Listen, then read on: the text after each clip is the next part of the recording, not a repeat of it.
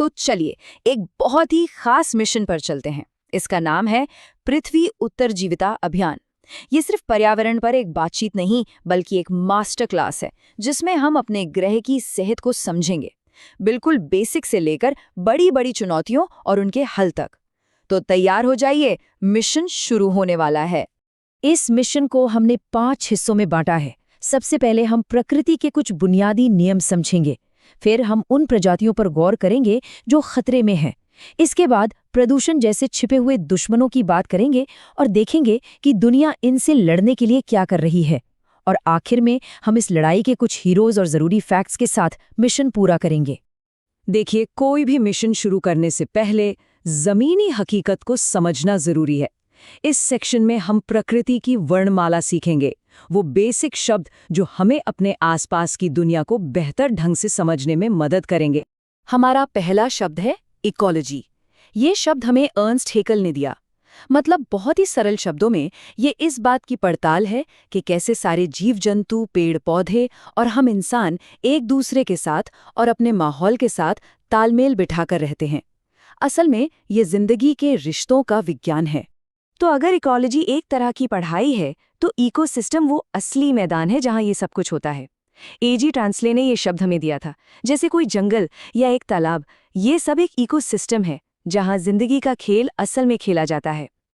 अब बात करते हैं ऊर्जा की, जिसके बिना कोई सिस्टम नहीं चल सकता।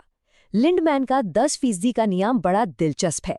इसके मुताबिक जब कोई शाकाहारी जानवर किसी पौधे को खाता है तो उसे पौधे की सिर्फ 10% एनर्जी ही मिलती है, बाकी 90% गर्मी के रूप में या दूसरी चीजों में खत्म हो जाती है।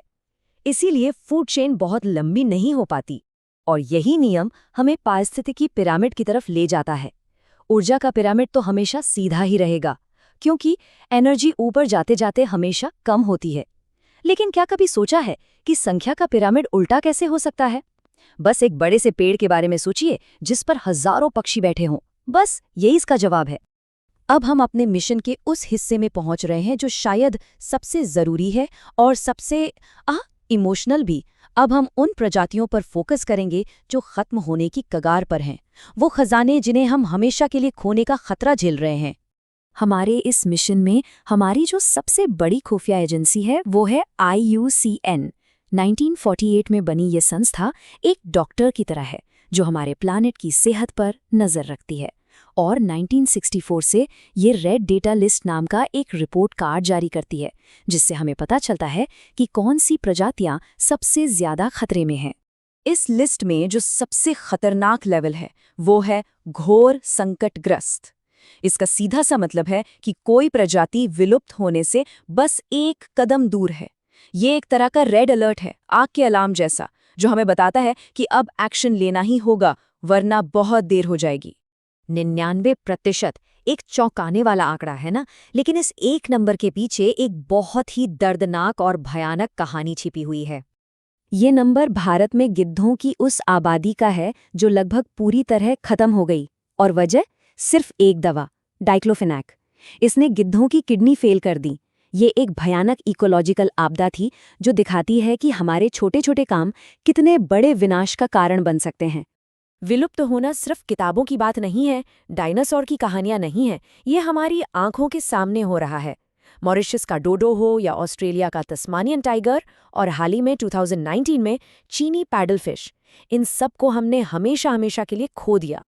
अब बारी है उन दुश्मनों की जो दिखते नहीं पर हमला सबसे घातक करते हैं।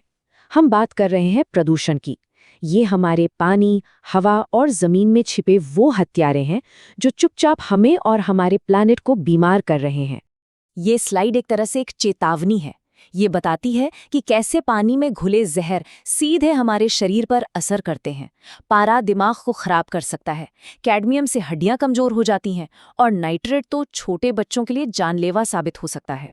कार्बन मोनोऑक्साइड इसका एक और नाम है, साइलेंट किलर या दम घोटू गैस। और ये नाम इसे यूं ही नहीं मिला। चलिए जानते हैं क्यों। इसे दम घोटू गैस इसलिए कहते हैं क्योंकि ये हमारे शरीर से ऑक्सीजन ही छीन लेती है।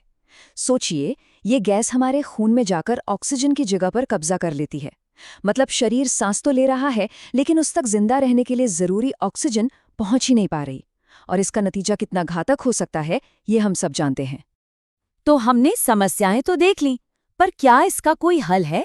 बिल्कुल है। अब बात करते हैं उस मास्टर प्लान की, उन कानूनों और संधियों की जो हमारे प्लैनेट को बचाने के लिए एक मजबूत ढाल की तरह काम करते हैं।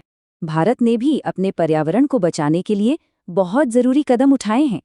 इसकी शुरुआत हुई 1972 में वन्य जीव संरक्षण अधिनियम से, जिसके ठीक बाद 1973 में प्रोजेक्ट टाइगर जैसा कामयाब अभियान शुरू हुआ। और फिर भोपाल गैस त्रासदी जैसे भयानक हादसे के बाद 1986 में और भी सख्त पर्यावरण संरक्षण कानून बनाया गया। और ये लड़ाई सिर्फ भारत अकेले नहीं लड़ रहा, पूरी दुनिया एक साथ आई है। रामसर सम्मेलन हमारी झीलों और तालाबों जैसी जगहों को बचाता है, मॉन्ट्रियल प्रोटोकॉल ने हमारी ओजोन परत को टूटने से बचाया, और पेरिस समझौता क्लाइमेट चेंज से लड़ने के लिए ग्लोबल वादा है। 4 बस एक छोटा सा नंबर है ना, लेकिन भारत के लिहाज से ये नंबर बहुत बहुत ज्यादा कीमती है। जानना चाहेंगे क्यों?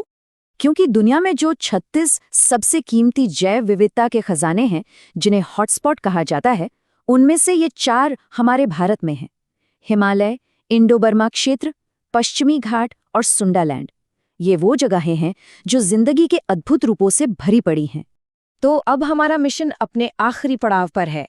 ये समय है डीब्रीफिंग का, यानी उन नायकों और ज़रूरी बातों को फिर से याद करने का जो हमें कभी नहीं भूलनी चाहिए।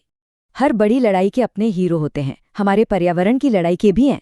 रामदेव मिश्रा, जिन्हें भारत में पारिस्थितिकी का जनक कहा जाता है, सलीम अली, भारत के बर्डमैन, रविंद्र कुमार सिन्हा, हमारे डॉल्फिन मैन, और MS स्वामीनाथन, जिनकी वजह से हरित क्रांति आई, ये सब हमारे असली हीरो हैं। और आखिर में एक सवाल, जो सिर्फ एक सवाल नहीं बल्कि एक चेतावनी है। हम अक्सर बड़ी बड़ी प्रजातियों के बारे में बात करते हैं, लेकिन जरा सोचिए, हमारे आसपास चहकने वाली गौरैया और कौवे तक गायब हो रहे हैं। अगर वो भी नहीं बचे तो अगला नंबर किसका होगा? ये सोचने की बात है,